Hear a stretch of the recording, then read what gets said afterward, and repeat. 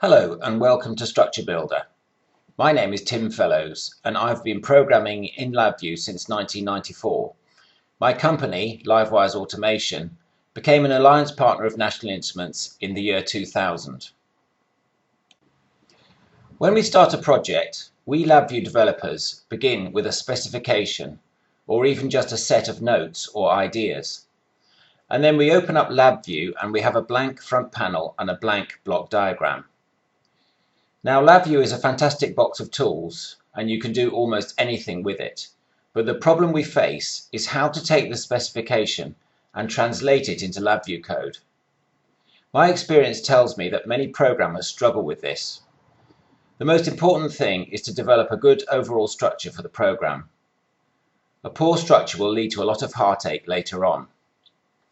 Now National Instruments does supply some basic structure templates, but a single application can require many of these structures, each of which takes time to set up properly, and it is not always obvious which templates to use.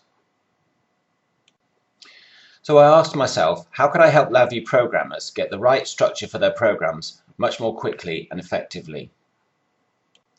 And this is what I developed, the Structure Builder toolkit.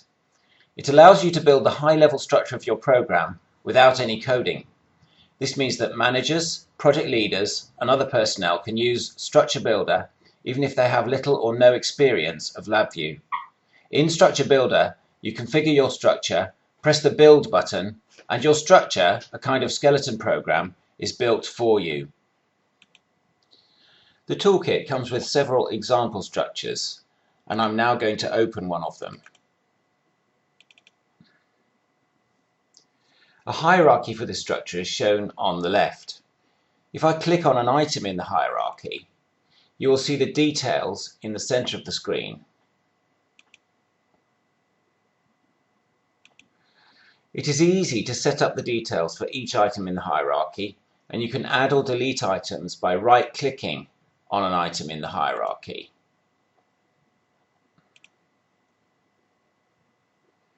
If I go to one of the screens in the program and press the Open button, you'll see that the screens are LabVIEW VIs that just contain controls and indicators, but no code.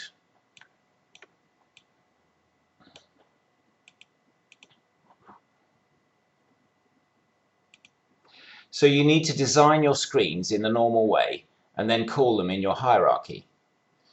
After configuring your hierarchy, you can press the Save or Save As button to save your configuration. The Save button is available only when there are unsaved changes. A later video in this series shows you in more detail how to configure your structure, although it really is super easy. Notice that you can write notes for each structure, either to remind you of things or as instructions for other developers. Now I've talked briefly about configuring structures, but at some stage you'll want to actually build your structure. If I press the Build button, the toolkit asks me which folder it should put my built structure in and whether it should add #comments. These comments will show me where to add my low-level code. So I'm now going to build this structure.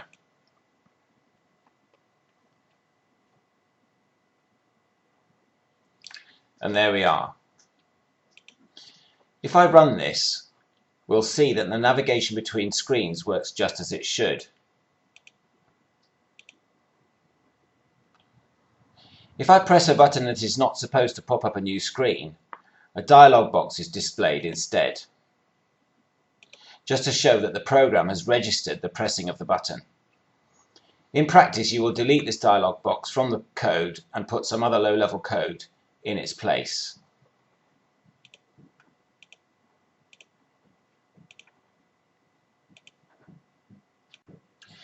In the next video, we'll look in more detail at building the hierarchy. We'll look at how we can incorporate existing routines, maybe device driver routines or sections of other programs, and we'll look at how we can rearrange hierarchies by moving, copying, and pasting sections of hierarchies. Structure Builder saves each structure in a single file, which means it is easy to share structures with other developers, and you can use Structure Builder to standardize your LabVIEW architectures across your organization. Be sure to watch other videos in this series, and I wish you every success in using Structure Builder for your LabVIEW projects.